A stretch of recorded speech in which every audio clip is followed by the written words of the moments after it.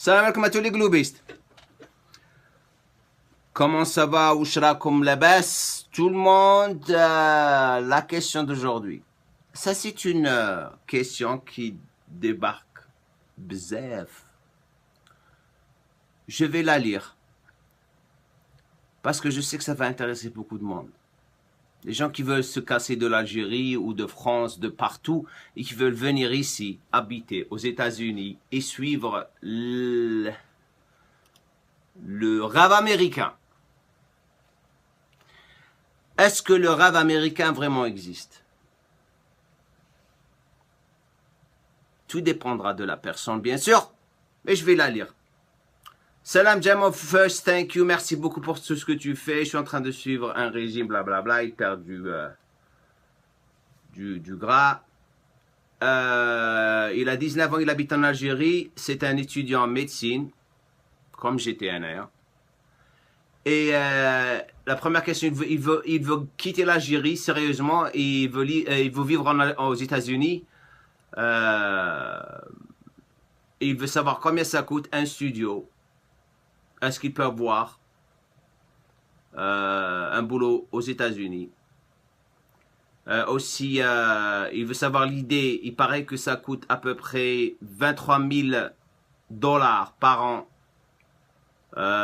pour étudier ici. Et est-ce que je peux les payer directement? Je sais pas, moi. Je suis pas le maire de la Californie. Il veut des conseils. Voilà, je vais vous parler de tout ça. Donc, la plupart des gens me posent la question, comment peut-on vivre aux États-Unis?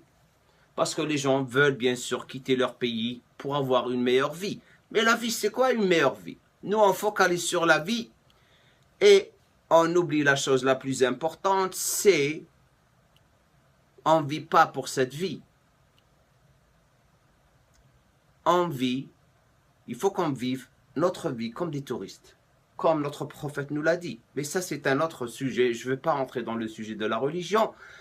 Mais juste pour vous montrer et vous dire que j'ai choisi de quitter l'Algérie parce que je voulais atteindre un objectif. J'ai bossé comme un malade.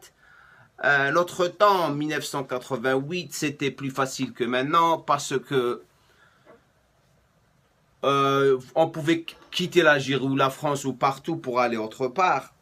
Mais malgré que après avoir quitté l'Algérie en 88, après 3 ans, ils ont bloqué tout. Donc, si vous débarquez dans un pays, bien sûr, vous allez avoir des problèmes. Bien sûr, vous allez changer d'attitude, vous allez changer d'environnement. Vous n'allez pas vous adhérer rapidement à la vie des autres gens. Il faut s'adapter. Donc, les gens croient que lorsqu'ils débarquent, ils vont s'adapter rapidement. Moi, je connais des copains qui ont débarqué ici ou on est en Angleterre. Ils voulaient la vie, ils voulaient comment on dit ici en Algérie, tawil. Quelque chose qu'on focalise sur et on oublie notre religion. La même chose pour moi. Alhamdulillah, j'ai retrouvé le bon chemin grâce à Dieu. Mais on oublie les choses les plus importantes. Donc, j'ai eu des gens qui sont venus, qui ont quitté l'Algérie, qui ont quitté et ont débarqué dans un pays où ils croyaient qu'après 2 mois, ils détestaient, ils repartaient chez nous. Ils repartaient. Moi, j'ai des copains qui sont repartis, j'en ai rien à foutre. Je dis, moi, je déteste ce pays. Je veux repartir en Algérie parce que c'est mon pays. Moi, j'ai décidé de rester dehors parce que je voulais réussir dans ce que je voulais faire. J'allais devenir médecin, mais ça ne me disait rien parce que ma passion était devenir ce que je suis devenu maintenant. J'ai toujours, depuis jour J1, je voulais être un coach professionnel et être un culturiste professionnel. Donc, j'ai fait tout dans ma vie pour arriver à ce que je suis arrivé. Donc, en Angleterre, c'était facile parce qu'on était des étudiants. Après, tu as un seul choix. C'est te marier pour rester dans le pays, ou si tu as une qualité que les autres gens n'ont pas, tu peux rester ou avoir beaucoup d'argent pour pouvoir avoir un visa de rester dans le pays.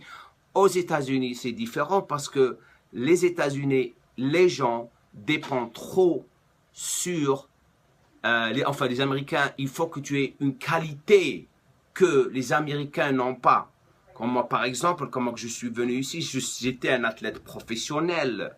C'est pour ça que j'avais quelque chose qu'ils n'ont pas ici dans le milieu de fitness. C'est pour ça qu'ils m'ont donné ma green card. C'est ce qu'on appelle O1 visa, 01, le O1 visa. C'est-à-dire que tu débarques avec une qualité qui ont besoin ici aux États-Unis, dans le mouvement, dans le milieu de fitness. Donc, on m'a offert un boulot lorsque j'étais en Angleterre. Donc, en Angleterre, bien sûr, j'étais marié. C'est pour ça que j'ai pu rester en Angleterre. Mais après l'Angleterre, qu'est-ce que j'ai fait? On m'a offert un boulot. On m'offrait des boulots de 1995, 96. Tout le temps, je ne voulais pas parvenir ici parce que ça me disait rien. J'étais mieux confortable à Londres que les États-Unis. C'est en 2001 que j'ai décidé de venir ici parce que j'ai eu ma carte professionnelle et il faut que je sois ici pour achever parce que c'était le milieu. Je commençais à faire les compètes professionnelles. Toutes les compètes étaient aux États-Unis. Donc j'étais obligé. En plus, on m'a offert un boulot. C'est pour ça que j'étais ici. Donc répondre à tes questions. Je sais pas. Tu sais, venir ici, c'est pas facile comme tout le monde croit. Hein. Tout le monde galère. Hein. Tout le monde galère ici. Parce que si tu tombes malade, tu es dans la rue. On ne te traite pas. Il faut payer pour tout ici. Il faut payer pour tout.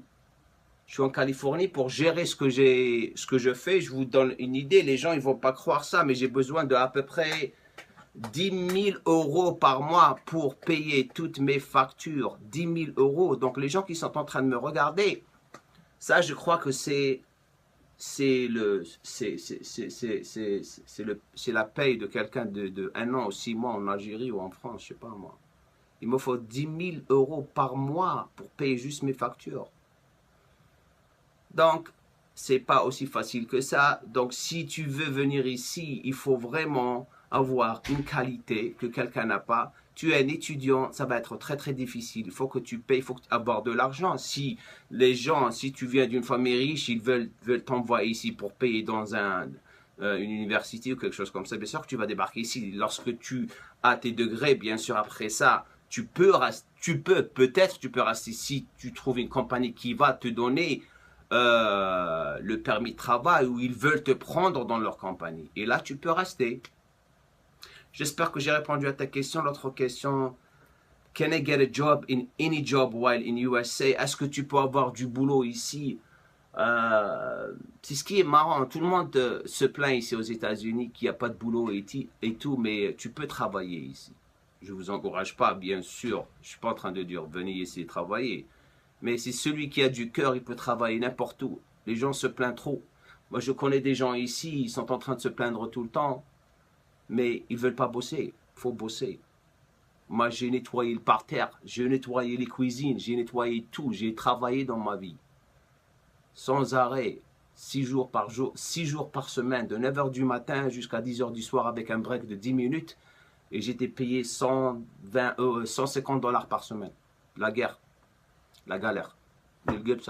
J'espère que j'ai répondu à ta question.